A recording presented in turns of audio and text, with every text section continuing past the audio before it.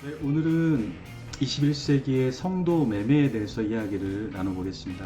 우리 개혁주의 교회는 사실 가톨릭의 어떤 썩은 부분을 개혁하기 위해서 사실 가톨릭에서 나왔죠. 그런데 지금은 개혁되어야 할 개혁교회가 되어진 상황입니다. 이게 무슨 말일까요? 21세기에 우리가 성도를 팔아먹는 그런 교회, 그런 목회자가 있을까? 네. 그런데 참 안타까운 일들이 들려오고 있어요. 한 분이 어떤 광고를 보고 굉장히 감사한 마음을 갖고 있더라고요. 그래서 뭐 교회를 지금 개척하려고 알아보고 있는데 뭐 보증금, 월세, 그런데 뭐 성도님도 같이 넘겨드립니다. 이런 이야기를 듣고 내가 개척하려고 하는데 거기 남아있는 성도님을 이렇게 같이 개척할 수 있도록 해주시려고 하는가 보다라고 생각을 하신 것 같은데, 사실은 그거는 성도를 그냥 우리가 생각하는 좋은 의미로 넘겨주는 것이 아니라 성도를 이렇게 팔아먹는 듯이 이렇게 넘겨주는 경우가 사실 있습니다. 그러니까 보증금, 월세 또 같이 성도들을 머릿수로 계산해서 이렇게 얼마를 요구하는 사람들이 사실 있죠. 네, 한국 교회에 여러 사이트가 사실 있습니다. 근데 이런 사이트에 보면 이제 교회를 판매한다, 매매한다 이런 내용의 글이 올라오는데요. 그 뭐 나쁜 건 아닙니다. 왜냐하면 교회를 사용했다가 다음 또 사용할 분에게 이렇게 저렴하게 넘겨주는 경우도 있는데요. 그 자체가 나쁜 것이 아니라 제가 말씀드리는 것은 무엇이냐면 이제 성도들도 넘겨드립니다라고 말하면서 이제 한 명 한 명 몇 명 해서 얼마를 나에게 주십시오 하고 이렇게 건물과 함께 성도들도 넘기려고 하는 그런 사람들이 있다라는 것이 개탄스러운 것이죠. 제게도 어떤 제의가 왔었는데 전 담임은 아니었고 그 당시에는 이제 부교육자였는데, 제가 젊은이 사역을 열심히 할 때 뭐 작은 공동체는 아니었습니다. 굉장히 부흥하고 있는 큰 공동체였는데 거기서 제가 디렉터로 있을 때 한 분이 연락이 왔어요. 목사님, 이제 담임 나갈 때가 됐는데 자기가 좀 연결을 시켜주겠다고, 그러면서 울산에 있는 지역에 한 150명 정도 되는 성도들이 있는데 거기 목사님께 소개를 좀 시켜주고 잘 연결시켜 줄 테니까 한 3억 정도 돈이 있느냐 이렇게 물어보시더라고요. 그래서 제가 저는 아직 담임 갈 생각이 없고 다음 세대에 저는 좀 마음이 있습니다 이렇게 하고 전화를 공손하게 끊었는데, 저에게 이제 두 번째 또 제의가 왔습니다. 한 몇 개월이 지났을 것 같아요. 다시 그 목사님에게 울산에 있는 그 150명 교회 요번에는 3억이 아니라 1억 5천이라고 이야기를 하시더라고요. 디스카운트가 50%나 됐습니다. 그런데 제가 말씀드렸죠. 저는 그렇게 해서 담임을 가거나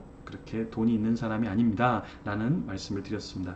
개척 혹 미자립교회 담임으로 갈 때 제의를 받는 경우가 상당히 많아요. 거기 후임으로 가는데 은퇴를 하는 분이 이제 은퇴 자금이 없으니까 한 3억 정도, 2억 정도, 1억 정도 뭐 얼마 정도를 들고 오면 내가 여기에 당신을 담임으로 이렇게 세워주겠습니다.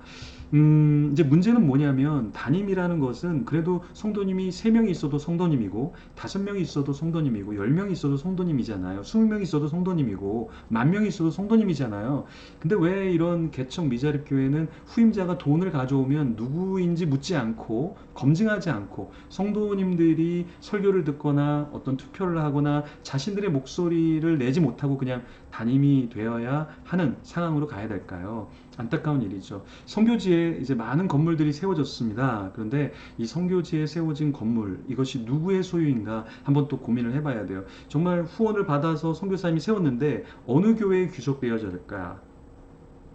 정말 어느 교회에 구속되어져야 할까, 이것을 한번 고민해 봐야 되고, 이게 선교사님의 개인적인 소유인지 우리는 그것도 한번 고민을 해봐야 하겠죠. 그리고 나서 또 어떤 문제를 우리가 고민해야 되냐면 어떤 선교지의 선교사님은 건물을 되게 천천히 지어요. 그래서 많은 사람에게 오히려 후원을 받는데 결국에 다 지었지만 거기에는 깡통교회, 아무도 거기에서 예배하는 사람도 없고 그 건물을 사용하지도 않는 그런 건물들이 굉장히 많아요. 그래서 한국교회가 묻지마 수평 선교로 참 많은 선교사님들을 돕고 있는 건 감사하지만 그 목적과 또 지은 다음에 어떤 방향성으로 가고 있는가, 우리는 그것을 고민해야 됩니다. 그래서 돈만 보내는 것이 아니라 정말 어떻게 그 교회가 잘 하나님의 교회로 건물이 사용되고 있는가 우리는 계속해서 기도하고 관심을 가져야 하겠죠.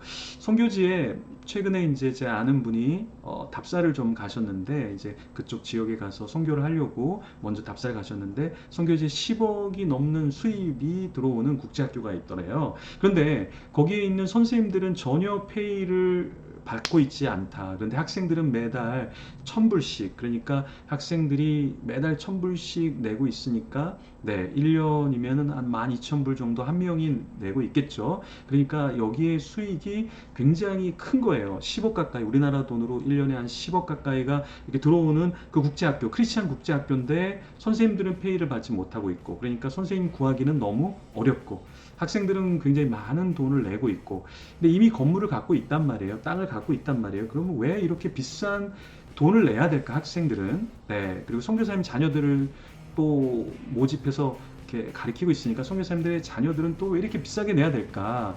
이것이 처음에 세워질 때는 누군가의 도움, 섬김으로 세워졌을 텐데 이게 비즈니스화 된 것은 아닌가? 우리가 좀 더 고민을 해봐야 될 것 같아요. 이제는 나중에는 이런 문구도 생길 거예요. 아이들도 넘겨드립니다. 만약에 이런 국제학교가 이제 문을 닫거나 혹은 자기가 운영하던 것을 어떤 다른 선교단체, 어떤 다른 기관, 어떤 다른 대표에게 넘겨줄 때 아이들도 같이 넘겨드립니다 하고 그 머릿수대로 돈을 받을 수도 있지 않을까. 우리 한국교회, 교회도 문제지만 선교지도 문제가 있습니다. 안타까운 일일 수 있는데요. 같이 기도해서 교회가, 선교지가 살아나는 역사가 있기를 기도합니다. 네, 다음 시간에 또 뵙도록 하겠습니다.